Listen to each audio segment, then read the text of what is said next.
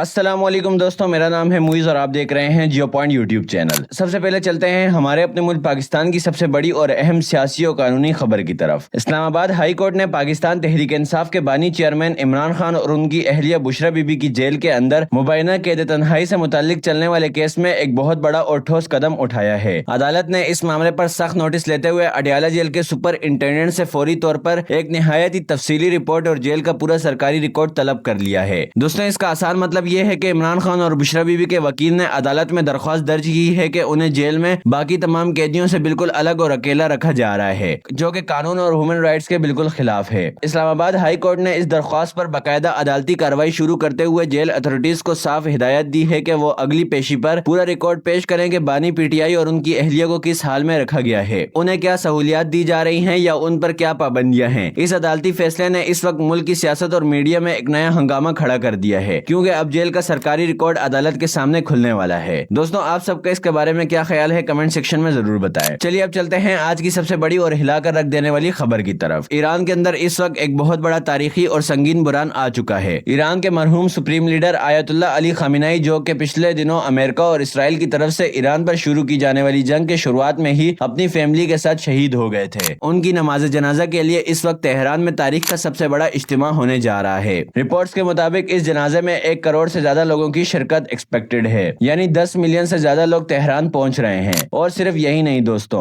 دنیا بھر کے 100 سے زیادہ ملکوں کے سرکاری افسران اور بڑے لیڈرز بھی اس نماز جنازہ میں شامل ہونے کے لیے ایران پہنچ رہے ہیں۔ دوستوں، اگر اس بات کو تھوڑا آسان لفظوں میں سمجھے تو پچھلے دنوں امریکہ اور اسرائیل نے مل کر ایران پر جو اچانک بڑا حملہ کیا تھا، اس میں ڈائریکٹ سپریم لیڈر کو نشانہ بنایا گیا تھا، جس کے بعد سے پورے مڈل ایسٹ میں ایک تباہ کن وار یعنی جنگ شروع ہو چکی ہے۔ اس وقت پورے تہران شہر کو ایک فوجی چوکی میں بدل دیا گیا ہے اور سیکیورٹی ہائی لیول پر ہے۔ عالمی ایکسپرٹس کا کہنا ہے کہ 100 سے زیادہ ملکوں کے افسران کا اس دکھ کی گھڑی میں ایران پہنچنا اس بات کا ثبوت ہے کہ دنیا اس جنگ میں امریکہ اور اسرائیل کے اس قدم کو کس طرح دیکھ رہی ہے۔ آنے والے دنوں میں یہ معاملہ پوری دنیا کے لیے مزید خطرناک ہو سکتا ہے، کیونکہ ایران اس کا بہت بڑا بدلہ لینے کی تیاری کر رہا ہے۔ دوستوں، اس سب کے بعد چلتے ہیں پاکستان سے ہی آنے والی ایک اور انتہائی افسوسناک خبر کی طرف۔ ساؤتھ ویسٹرن پاکستان یعنی بلوچستان کے علاقے میں ایک بہت بڑا اور خوفناک ٹریفک حادثہ پیش آیا ہے، جہاں ایک مسافر بس اچانک بیلنس آؤٹ ہونے کی وجہ سے ایک گہری اور پتھریلی کھائی میں جا گری۔ اس حادثے کے نتیجے میں کم از کم 40 معصوم لوگ اپنی جانیں گنوا چکے ہیں، یعنی 40 لوگ موقع پر ہی جاں بحق ہو گئے ہیں، جبکہ 8 سے زیادہ لوگ سخت زخمی ہیں، جن کی حالت ہاسپٹل میں نازک بتائی جا رہی ہے۔ دوستوں، اس حادثے کے پیچھے ایک بہت ہی دردناک کہانی سامنے آئی ہے۔ سرکاری افسران کے مطابق یہ بس بے حد اوور کراؤڈڈ تھی، یعنی اس میں حد سے زیادہ سواریاں بیٹھی ہوئی تھی۔ وجہ یہ تھی کہ راستے میں ایک دوسری بس خراب ہو گئی تھی اور اس بس کے ڈرائیور نے ان خراب بس کے مسافروں کو اپنے ساتھ بٹھا لیا تاکہ وہ انہیں ان کی منزل پر پہنچا سکے، لیکن افسوس راستے میں اچانک بیلنس آؤٹ ہونے کی وجہ سے یہ بری ہوئی بس سیدھا کھائی میں جا گری۔ ریسکیو ٹیمز نے فوراً موقع پر پہنچ کر لاشوں اور زخمیوں کو نکالا اور ہاسپٹل شفٹ کیا۔ اللہ ان تمام مرنے والوں کے گھر والوں کو صبر جمیل عطا فرمائے۔ چلیے اب چلتے ہیں یورپ کے میدان جنگ کی طرف، جہاں رشیا اور یوکرین کے درمیان چلنے والی لڑائی اس وقت ایک نئے اور ڈینجرس مرحلے میں داخل ہو چکی ہے۔ رشیا نے باقاعدہ دعویٰ کیا ہے کہ ان کی فوج نے یوکرین کے اہم اور اسٹریٹجک شہر کوسٹنچنیوکا پر پوری طرح قبضہ کر لیا ہے۔ رشیا کا کہنا ہے کہ یہ شہر جنگ کے حساب سے ایک ایسی کی پوزیشن پر ہے جہاں سے وہ آگے مزید کنٹرول حاصل کر سکتے ہیں، لیکن دوسری طرف یوکرین کے صدر ولودیمر زیلنسکی نے رشیا کے اس دعوے کو پوری طرح سے ڈینائی کر دیا ہے۔ زیلنسکی کا صاف کہنا ہے کہ کوسٹنچنیوکا پر رشیا کا کوئی قبضہ نہیں ہوا اور ان کی فوج ابھی بھی وہاں دشمن کا ٹھوس مقابلہ کر رہی ہے اور انہیں آگے نہیں بڑھنے دے رہی۔ لیکن دوستوں، یوکرین نے صرف دشمن کو روکا نہیں ہے بلکہ رشیا کے اندر گھس کر ایک بہت بڑا جوابی حملہ بھی کیا ہے۔ یوکرین نے رشیا کے شہر سینٹ پیٹرزبرگ میں موجود ان کے ایک بہت بڑے اور میجر آئل ٹرمینل کو میزائل سے نشانہ بنایا ہے، جس کے بعد وہاں تیل کے بڑے خزانوں میں آگ لگ گئی ہے۔ ایکسپرٹس کا کہنا ہے کہ یوکرین کا رشیا کے اتنے اندر پہنچ کر آئل ٹرمینل کو ہٹ کرنا رشیا کی اکنومی اور ان کی فیول سپلائی کے لیے بہت بڑا جھٹکا ہے، اور اس حملے کے بعد رشیا کا غصہ مزید بڑھ سکتا ہے اور جنگ مزید تیز ہو سکتی ہے۔ دوستوں، اب آخر میں بات کرتے ہیں مڈل ایسٹ کے میدان جنگ کی، جہاں اسرائیل کی چالاکی اور تباہی ایک بار پھر دنیا کے سامنے آئی ہے۔ اسرائیل نے پچھلے مہینے ہی لبنان کے ساتھ ایک فریم ورک ایگریمنٹ یعنی لڑائی ختم کرنے کا ایک بنیادی معاہدہ سائن کیا تھا، لیکن اس کے باوجود اسرائیل نے ایک بار پھر دھوکہ دیتے ہوئے صدر لبنان کے ملٹیپل سائٹس پر خوفناک ایئر اسٹرائک کیے ہیں۔ اسرائیل کا دعویٰ ہے کہ وہ وہاں حزب اللہ کے ٹھکانوں اور فائٹرز کو ٹارگٹ کر رہا ہے، لیکن اس گولہ باری سے عام شہری اور عمارتیں بھی تو تباہ ہو رہی ہیں۔ لیکن دوستوں، اس باری تباہی کے بعد لبنان کے شہر نباتیہ سے ایک بہت ہی خوبصورت اور مثالی تصویر سامنے آئی ہے۔ اسرائیلی حملوں کی وجہ سے سے نواتے شہر میں جو ایکسٹینسو ڈسٹرکشن یعنی باری تباہی ہوئی تھی، اس کے بعد وہاں کے عام شہریوں، ambulance teams, defence units, municipal workers اور اسکاؤٹس نے مل کر ایک بہت بڑی کلین اپ کیمپین یعنی صفائی کی مہم شروع کر دی ہے۔ یہ تمام لوگ اپنی جانوں کی پرواہ کیے بغیر سڑکوں پر اتر آئے ہیں اور باری ملبے کو ہٹا کر سڑکوں کو دوبارہ کھول رہے ہیں تاکہ شہر کا نظام دوبارہ چل سکے۔ یہ جذبہ دکھاتا ہے کہ لوگ مشکل ترین حالات میں بھی ہار ماننے کو تیار نہیں ہیں۔ تو دوستوں، یہ تھی آج کی وہ ساری بڑی اور سنگین خبریں جنہوں نے دنیا کو ہلا کر رکھ دیا ہے۔ دوستوں، ان تمام معاملات پر آپ کیا سوچتے ہیں؟ کیا امریکہ اور ایران کی یہ وار اب پوری دنیا میں پھیل جائے گی؟ اور پاکستان میں اس طرح کے اوور کراؤڈڈ بس حادثات کو روکنے کے لیے حکومت کو کیا قدم اٹھانا چاہیے؟ اپنی قیمتی رائے کمنٹ سیکشن میں ضرور لکھیں۔ میں آپ سب کے کمنٹس کا خود جواب دوں گا۔ ویڈیو اچھی لگی تو اسے لائک اور شیئر ضرور کریں۔ چینل کو سبسکرائب کرنا مت بھولیے گا۔ ملتے ہیں اگلی ویڈیو میں، تب تک کے لیے اللہ حافظ۔